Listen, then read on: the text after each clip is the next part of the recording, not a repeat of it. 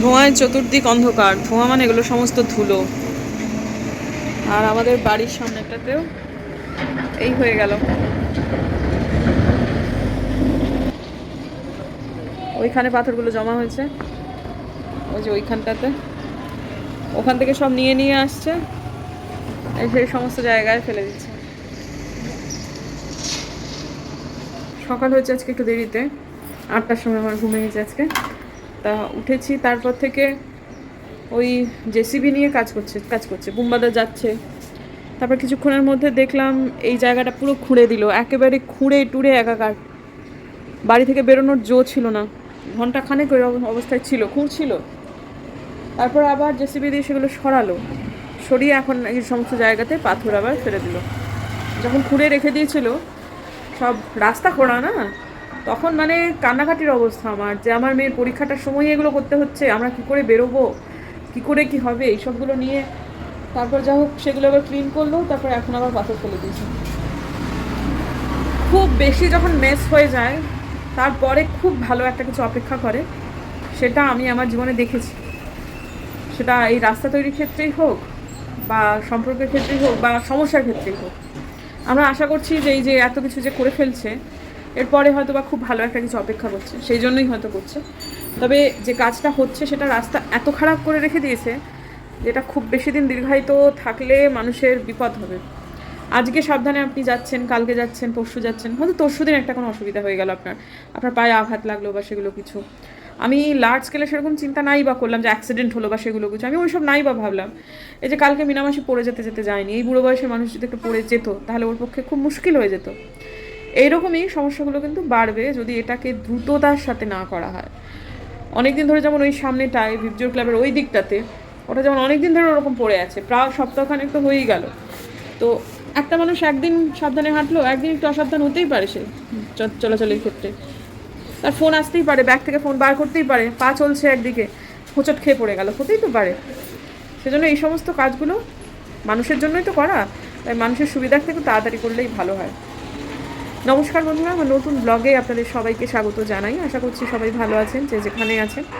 আমরাও শিলিগুড়ি শহরে ভালোই আছি। সকালবেলায় উঠে আজকে গাছে জল দেওয়া হয়েছে, এখনও গাছের গোড়ায় গোড়ায় দেখুন জল জমে রয়েছে, এই যে। কারণ তখন জেসিবি নিয়ে পরিষ্কার করছিল, তখন এত ধুলো হচ্ছিল যে গাছগুলো একদম সাদা সাদা হয়ে গেল। আমি সকালবেলা এই জায়গাটা একটু বসে একটু চাটা খেতে ভালোবাসি, কিন্তু যা অবস্থা দাঁড়ালো তাতে আরেকবার ধুয়ে দিতে হবে।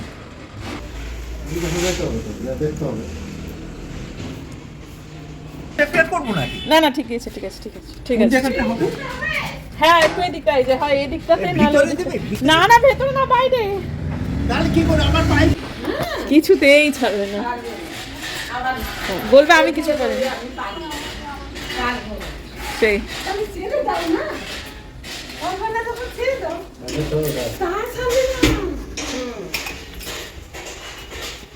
তুমি কি রান্না বসিয়েছো নাকি? কান পাতা যাচ্ছে না একদম, এত বিভৎস আওয়াজ।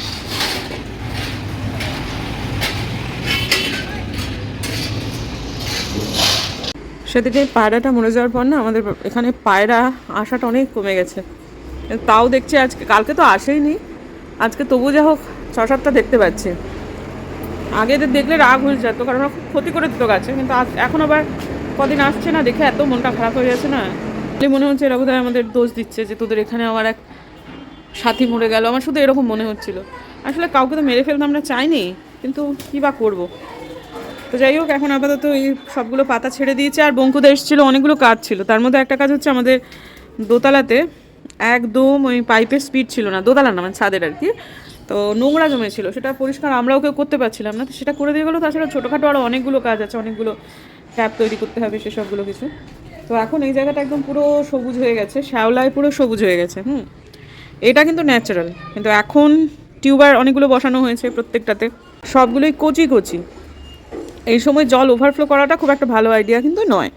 আর এরা কিন্তু গাছে কোনো ক্ষতি করবে না। প্রথম দিকে আমার খুব কনফিউশন ছিল যে এই সবুজ শ্যাওলা এটা বোধহয় খুব ক্ষতি করে দেবে, তা নয়, মোটেই সেটা নয়। সদ্য লাগানো গাছ তো এখনও সারগুলো যে গোড়াগুলো খুব একটা অ্যাবজর্ব করতে পেরেছে তা না। মানে মাটির সঙ্গে তো এনপিকে, হিউমিক অ্যাসিড, আর এনপিকে 19-19-19, হিউমিক অ্যাসিড আর সিভিড, এটা মিক্স করে দেওয়া হয়েছে এটার সাথে। এত কিছু তামঝামের দরকার হয় না, শুধু যদি কেউ খোল দিয়ে দেয় তাহলেও চলে। কিন্তু আমরা যেটা দিয়েছি সেজন্য খোলার আর দরকার পড়েনি। খুব বেশি সার দিলেও আবার গাছ কিন্তু ভালো হয় না, সবই পরিমাণ মতো দিতে হয়। তো এখন গোড়া ওটা খুব একটা যে মানে নিতে পেরেছে এমন না, সদ্যই তো লাগানো হলো। কাজে এখন যদি জল ওভারফ্লো করে দেওয়া যায় তাহলে যেটা হবে যে তার সাথে কিছু কিছু করে সার বাইরে বেরিয়ে যাবে, গাছ নেবার আগেই সেটা বেরিয়ে যাবে, সদ্য লাগানো হয়েছে তো। সেজন্য প্রথম 3-4 দিন তো জল ওভারফ্লো করার কোনো দরকারই পড়ে না, কিন্তু তবুও একটু জল ভরে দিতে হবে। তখনই ওভারফ্লো করা উচিত যদি খুব বেশি রোদ থাকে এবং গামলার জল খুব গরম হয়ে যায়, তাহলে কিন্তু টিউবার নষ্ট হয়ে যায় বা রানার নষ্ট হয়ে যায় গোড়াটা। তো খুব ওই দিকের টপটাতে আমার মনে হচ্ছে একটু ওভারফ্লো করতে হতে পারে, কারণ রোদ্দুর পড়ছে খুব বেশি। 45 মিনিট টাইম লেগে গেল এটাকে পুরোটা করতে, কারণ জলের স্পিড ভীষণ কম। কালকে বঙ্কুদা এসে আমাদের একটা জলের স্পিড বাড়ানোর ব্যবস্থা করে দিয়ে যাবে, আর একটা তো ট্যাঙ্ক আছে এখানে সেখানে। আর এই যে এটা যখন জল দিতে গিয়ে দেখছি একটু করে দিলেই জল ওভারফ্লো করছে, আর ওভারফ্লোর সাথে সাথে দেখছি সাদা সাদাগুলো ওগুলো বেরিয়েও যায়, সবুজ সবুজগুলো মানে শ্যাওলাগুলো। যাকে বেরিয়ে যাক, আর কি বলবো, 4 দিন তো হয়ে গেছে। আর পদ্ম গাছ নিয়ে নাকি বন্ধুরা একটা বাজে রকম কিন্তু মানে ভুল বোঝানো কাস্টমারদের সাথে করা, কারণ পদ্ম গাছ যখন বাড়িতে হয় সেটা একটা আলাদা রকমের ঘ্যাম, আলাদা গ্ল্যামার সে তো আছেই। যাই হোক, আমি যেটা বুঝতে পারছি যে আমার যে ট্রেনার ছিলেন তিনি এক পাঞ্জাবি ভদ্রলোক, আমি তো অনেকগুলো ওয়ার্কশপ করেছি জল বাগান নিয়ে। সে ভদ্রলোক বলেছে যে ব্যবসা কারোর মেরো না, যখন তুমি ব্লগ করো তখন ব্যবসা কারোর মেরো না, কিন্তু কিছু কিছু ইনফরমেশন ঠিকঠাক দিও। আমাকে যখন প্রথম আমি টিউবার নিয়েছিলাম, সেটা হচ্ছে আমি যার কাছ থেকে নিয়েছিলাম তিনি অতটা প্রফেশনাল ছিলেন না। পরবর্তীতে যার কাছ থেকে নিয়েছি সে প্রফেশনাল হয়ে সে আমাকে অনেক কিছু বলেছিল। ব্যাপারটা মনে হয়েছিল যে বাবা এত কিছু, তাহলে তো আগে যার কাছ থেকে আমি নিয়েছিলাম তিনি তো আমাকে এত গাইড করেননি, এটা আমার মনে হয়েছিল। পরে বুঝতে পেরেছি তিনিই আমাকে ঠিক গাইড করেছিলেন। বিষয়টা খুব একটা কঠিন কিছু না। আমার কিন্তু কালো গামলা নেই সবগুলো, কিন্তু অন্য গামলাগুলোতেও আমি পদ্ম গাছ করছি এবং খুব সুন্দরভাবে হচ্ছে। ট্রপিক্যাল ভ্যারাইটি যেগুলো হয় সেগুলোতে প্রচুর পরিমাণে অল্প সময়ের মধ্যে ফুল হয়, সেগুলো কিন্তু বেশি দামি হয় না। আর পদ্ম গাছ কিন্তু এটা খুব ভালো ব্যবসা, কেউ যদি এটাকে ব্যবসা হিসেবে নিতে চান তাহলে কিন্তু তারা নিতে পারেন, কারণ একটা গামলা থেকে আপনার খুব কম করে হলেও 4-5টা ঠিকঠাক জানলে 4-5টা করে টিউবার পাবেন। আর একজন টিউবারের দাম হাঁকায় এক এক রকম। আবার অনেকেই আছেন ট্রপিক্যাল ভ্যারাইটি গামলা সরাসরি ধরে ধরে বিক্রি করে, সেগুলোর দাম হচ্ছে একটা গামলার দাম। যদি আমি এটা আমেরিকা মিলিয়া, এই যে এইটা ছোট্টটা আমেরিকা মিলিয়া, এটা যদি আমি বিক্রি করি তাহলে আমার কমের পক্ষে আমি 600 থেকে 700 টাকা পাবো একটা করে গামলায়। হ্যাঁ বাবু, যাচ্ছি। যাদের কাছে একটু গার্ডেন সয়েল আছে, যে কোনো রঙের একটা গামলা আছে, সে মাটিটাকে একটু চেলে নিয়ে 1 মুঠ খোল দিয়ে, যদি ছোটো গামলা হয় 1 মুঠের একটু কম, আর যদি বড় গামলা হয় তাহলে 1 মুঠ খোল দিয়ে ভালো করে যেন মুড়ি মাখানো হয়, সেটা মুড়ি মাখানোর মতো করে বসিয়ে দিন, ব্যাস তাহলেই হবে। এর বাইরে যেটা হবে যে ওই ধরুন যখন স্ট্যান্ডিং লিফ চলে আসবে তখন একটা করে সার দিতে হবে। অন্য গাছের থেকে কিন্তু পদ্ম গাছ করা অনেক সময় অনেক বেশি সোজা, তবে পদ্ম গাছে রোদ দিতে হয়, এটা তার একটা অন্যতম শর্ত। পেশাদারি হিসেবে করতে চাইছি না, সেই জন্যই এই কথাগুলো খুব সৎভাবে কিন্তু বলে দিলাম। পদ্ম গাছ করা মোটেই কঠিন নয়, ভীষণই সোজা, বরং অন্যান্য অনেক গাছের থেকে অনেক বেশি সোজা। এই মাঝে মাঝে জল ওভারফ্লো করে দিতে হবে, সেটা আপনাকে এমনি গাছেও জল দিতে হয়। পদ্ম গাছে তো জল দেওয়ার ব্যাপার নেই, বরং সুবিধে আছে। আপনি 7 দিনের জন্য কোথাও বেড়াতে গেলেন, আপনার পদ্ম গাছ টই টই করে ভর্তি করে দিয়ে যান, 7 দিন পর এসে দেখবেন জল খানিক কমে যাবে, কিন্তু গাছ মরবে না, বরং এমনি নর্মাল গাছগুলোতে কে জল দেবে, নাহলে শুকিয়ে যাবে, এই একটা সমস্যা থাকে। খুব সিম্পল কথা মনে রাখবেন বন্ধুরা, জনগণ মন অধিনায়ক জয় হে আমাদের জাতীয় গান। সেই গানটা জাতীয় গান হওয়ার অনেকগুলো কারণ আছে, তার মধ্যে একটা অন্যতম কারণ হচ্ছে সুর এবং কথাগুলো খুব সহজ, যেটা তার মধ্যে কোনো কালোয়াতি ব্যাপার নেই, সেটা সাধারণ মানুষ অনায়াসে গাইতে পারে। অনেকগুলো কারণের মধ্যে সেটাও একটা কারণ এই গানটাকে জাতীয় সঙ্গীত করার। জাতীয় হয় সেটা সাধারণত জনমানুষের জন্য হয়, ঠিক সেই রকম আমাদের জাতীয় ফুল কিন্তু পদ্ম, সেটা কিন্তু খুব কঠিন হলে জাতীয় ফুল পদ্ম নাও হতে পারত। এটা খুব সাদা সরল কথা মনে রাখবেন, তাহলেই বুঝবেন যে পদ্ম গাছ করা একটুও কঠিন নয়। যারা ভাবছেন করবো কি করবো না, তারা জাস্ট শুরু করে দিন। অনলাইন থেকে কেউ যদি মনে করেন দশকর্মার দোকান থেকে পদ্মের বীজ নিয়ে ঘষে লাগাবেন, মনে রাখবেন সেটাতে কবে আপনারা ফুল পাবেন জানেন না, এবং সেটা কোন ফুল হবে সেটাও আপনারা জানেন না। পদ্মের বীজের গায়ে কিন্তু সেটা লেখা থাকে না। আর অনেক সময় আমি ইয়েলোপিয়নির বীজ থেকে যে ইয়েলোপিয়নই পাবো সেরকম কোনো গ্যারান্টি নেই। সেজন্য সবসময় আমি বলি রানার বা টিউবারে আপনারা গাছ লাগান, তাতে অ্যাটলিস্ট আপনাদের জাতটা কি সেটা জানা থাকবে এবং গাছে তাড়াতাড়ি ফুলও পাবেন, গাছের গ্রোথও কিন্তু খুব ভালো হবে।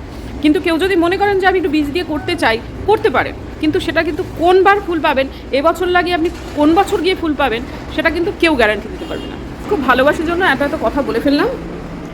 যদি পদ্ম গাছে ইন্টারেস্ট না থাকে তাহলে এইটুকু জায়গা নিশ্চয়ই স্কিপ করবেন আপনারা। আর যারা ভালোবাসেন এবং করবেন ভাবছেন, তারা করে ফেলুন, আর যারা ভালোবাসেন না অথচ দেখে ফেলেছেন তাদের বলি এটার একটা আলাদা আনন্দ বন্ধু।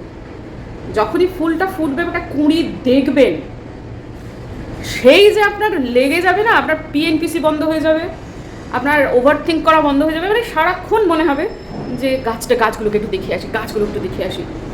মানে গাছের নেশার মতো ভালো নেশা খুব কম আছে। বাহ, এটাকে বসিয়ে দিয়েছে, ভালো হয়েছে, কাজের কাজ করেছে একটা করে। এক্ষুনি বেরোলাম এবং বেরিয়ে না, চোখে তো চশমা নেই, তাই জন্য এই জায়গাটা মানে আমি আলাদা আলাদা করে সেরকম বুঝতে না পারলে বুঝতে পারছি যে প্রচুর রং, এবং রঙগুলো আমার চোখে চশমা এখনও নেই। এবং এই জিনিসটাকে আমি কল্পনা করেছিলাম যে আমার বারান্দা বাগান কেমন হবে। ঠিক আজকে যে দৃশ্যটা আপনারা দেখছেন, আমি ঠিক এই দৃশ্যটাই কল্পনা করেছিলাম। হয়তো আহামরি কিছু নয়, কিন্তু অনেকগুলো সবুজ, অনেকগুলো প্রাণ, এবং তারা সব রঙিন পাপড়ি মেলে আমার বারান্দা বাগানকে আলো করবে। এইটুকুই ছিল আমার মানে চাহিদা, এবং যা চেয়েছিলাম ঠিক সেটাই এখন আমার চোখের সামনে আছে। আমি এইটাই ম্যানিফেস্ট করেছিলাম, ঠিক এই দৃশ্যটা। বেরোবো, আমার গোপলার খেজুর শেষ হয়ে গেছে, আমার মুখে ক্রিম শেষ হয়ে গেছে, আরও টুকিটাকে অনেক কিছু ব্লিঙ্কিট করলেও হতো, কিন্তু এটা বেরোবো আজকে।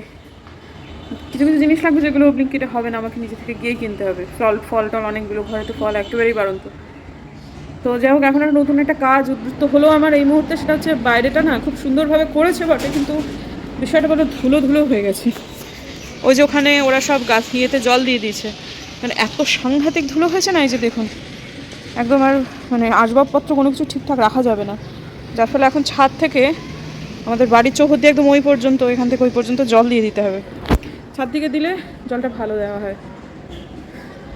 আরে বসে আছে, এদের আসলে অভ্যেস নেই অন্য কোথা থেকে জল খাওয়া। পদ্ম গাছগুলো ঘিরে দেওয়া হয়েছে গো, আহা, অভ্যেস হয়ে যাবে, নতুন করে অভ্যেস হয়ে যাবে। হলো যেটুকু হলো সেটুকু এইটুকুই।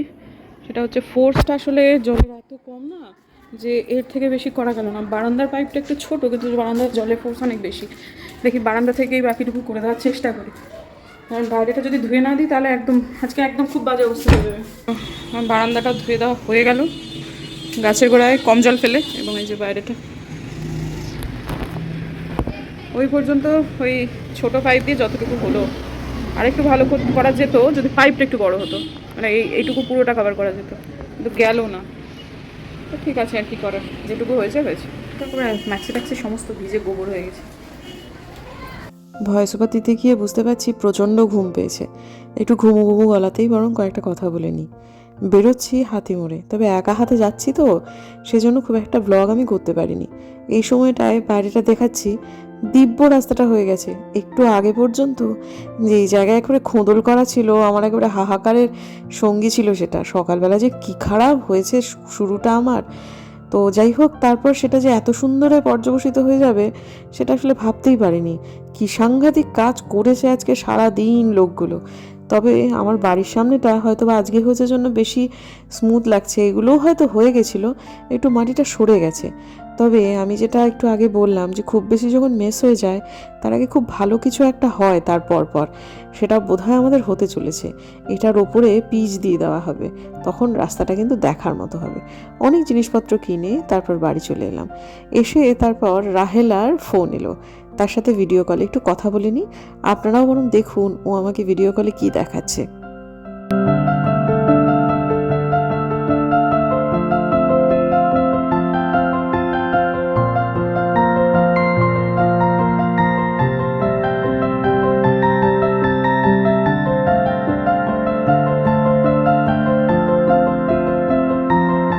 সকালে তো রাহেলার ফোন এসেছিলো, যখন ফোন এসেছিলো তার একটু আগে অবধি আমি মানে আমার এই সামনে খোঁড়া টোড়া এইসবগুলো নিয়ে একেবারে মানে কান্নাকাটির অবস্থা। বিছানা চাদর তুলছি আর নিজের মনেই গজগজ করছে, এমন একটা অবস্থা না, গর্ত হয়েছিল, মানে একটা মানুষ পর্যন্ত বাড়িতে ঢুকতে পারবে না এমন একটা অবস্থা ছিল। তো তখন একটা রাহেলা ফোন এলো, এবং ওর ফোনটা আসার পর বিভিন্ন রকম কথাবার্তা হলো, তারপর ফোনটা একদম ভালো হয়ে গেল। ওকে আমি বলেছিলাম যে ওই সাইরামের প্রসঙ্গ একটা এসেছিলো একটা অন্য ব্যাপারে। তো আজকে তো বৃহস্পতিবার, ও মন্দিরে এসেছে, এবং দেখুন কি সুন্দর করে, একটু আগেও আমি ওর কথা ভাবছিলাম যে দুপুরে পরীক্ষা চলছে, ভাবছি একটু বলবো নাকি, কোথাও একটু পুজো দিয়ে দিতে, মানে সায়রামের কাছে আর কি। তো ফোন এসে গেল ওর, দ্বিতীয়বার আবার। আজকে সকালেও আমি ওর কথা ভাবতে ভাবতে ভাবতে তখন একবার মনে হচ্ছিল, তখন গজর গজর করছি, তার ফাঁকে আবার যখন বিছানা চাদর টাদরগুলো বার করছি, তখন আমার মনে পড়ছে যে আচ্ছা রাহেলা গেল, ওই যে চাটা কি ভালো দিয়েছিলাম, ওই সুরভি থেকে চা কিনেছিলাম, আর সুরভি ও অনুভব যা হোক একই তো দোকান, তো ওখান থেকে চা কিনেছিলাম, চাটা কি কাকুর ভালো লেগেছে, মানে আমি রাহেলের বাবার কথা ভাবছি। ভাবতে ভাবতে কিছুক্ষণের মধ্যে ফোন এসে গেল। তারপর ওই ভাবনাটা আবার কিছুক্ষণের মধ্যে মিলিয়েও গেল, মিলিয়ে যাওয়ার পর আবার নিজের মনে মনে গজর গজর গজর গজর, হ্যাঁ একটা কেউ ঢুকতে পারবে না, কেমন করে যাব, হ্যাঁ তখন কি করে, আমার মেয়েটার পরীক্ষার আগেই যাবতীয় সব কিছু। তখনই ওর ফোনটা এলো, বিভিন্ন কথোপকথনের মাঝখানে মনটা ভালো হয়ে গেল। তারপর দেখলাম যে না, অন্য জায়গায় যতটা খোঁড়া খাদা রয়েছে এখনো পর্যন্ত, আমাদের জায়গাটাই আরও বেশি সুন্দর হয়ে গেল। মানে বিকেল 4টে 4:30-র মধ্যে পুরো কাজ কমপ্লিট। তারপর একটু আগে আবার মনে হচ্ছিল ওর কথা, দেখুন আবার ফোন এসে গেল। দারুণ কাজকর্ম গুটিয়ে ফেলেছি, কালকের জন্য একদম সব কিছু তৈরি। ভোর ভোর কালকে আবার ওঠা আছে, খুব ঘুম পেয়ে গেছে আমার, কিন্তু ভিডিওটাকে এডিট করতে হবে, তারপরে আপলোড করে তারপর সরাসরি ব্যাপার আর কি। কিন্তু ঠিক আছে, এটা করতে আমার এখনও 0.5 ঘন্টা টাইম লাগবে। এবারে কালকে অনেক সকালবেলা উঠতে হবে, যার ফলে এখানে বসে থাকতে ভালোই লাগছে। এই যে এটাকে রাতের বেলাও দেখছি, দিনের বেলাতে যখন রোদ্দুর পরে ভালো পড়ে তখন একরকম চেহারা, কিন্তু এখন অন্য রকম। এখন যেন সবুজের আধিক্যটা বেশি মনে হচ্ছে, রঙটা বা অন্য রঙটা একটু কম কম লাগছে। আমি একটুও জানি না আজকে ব্লগ কতটুকু হয়েছে, যা হয়েছে হয়েছে। দেখা হচ্ছে কালকে একটা নতুন ব্লগে। যদি আমার ভিডিও ভালো লাগে সাবস্ক্রাইব করবেন প্লিজ, এবং পাশের নোটিফিকেশান বেলটাকে অবশ্যই অন করবেন, যাতে ভিডিও দিলেই নোটিফিকেশান চলে যায় আপনাদের সবার কাছে। এখন না খুব একটা কমেন্টগুলো পড়তে পারছি না। আজকে ভিডিওতে যেমন আমি মানে পারফরমেন্স কী হয়েছে, কী বৃত্তান্ত আমি একদম দেখতেই পারিনি। বেশি আমার বাড়িতে যেহেতু এখন একটুখানি পরীক্ষা আবহ, বুঝতেই পারছেন, সব মিলিয়ে না গড়পড়তা দিনের মতো দিনগুলো কাটছে না। আর তাছাড়াও আজকে সকাল থেকে উঠে না সারাদিন জর্গির মতো নেচেছি, মানে দৌড়িয়েছি। একটা পজিটিভ কাজ যেটা করেছি সেটা হচ্ছে আজকে আমি ভুল ভাল কন্টেন্ট কনজিউম করিনি, এবং সেটা আমি কয়েকদিন থেকেই করছি না। ইউটিউবের যে ফিডটাকে সেটাকে এখন আমি মোটামুটি পরিষ্কার করে এনেছি, ফেসবুকটা এখনও পারিনি, তার ফলে ফেসবুকটা খোলা টোলাও এখন আমার হচ্ছে না। ফেসবুক একদম মানে পেজ বলুন, প্রোফাইল বলুন, ইনস্টাগ্রাম তো দূরের কথা, মানে আমি কিছুই করছি না এসবগুলো। তো আসলে মেয়ের আমার পরীক্ষাটা শেষ হোক, তারপর না হয় এগুলো নিয়ে সিরিয়াসলি পড়বো বা ভাববো। যাই হোক কিছু, এখন আপাতত দেখা হচ্ছে বরং কালকে একটা নতুন ব্লগে। বন্ধুরা যদি আমার ভিডিও ভালো লাগে সাবস্ক্রাইব করবেন, পাশে নোটিফিকেশান বেলটাকে অন করবেন, যাতে ভিডিও দিলেই নোটিফিকেশান চলে যায় আপনাদের কাছে। দেখা হচ্ছে আগামীকাল, ততক্ষণ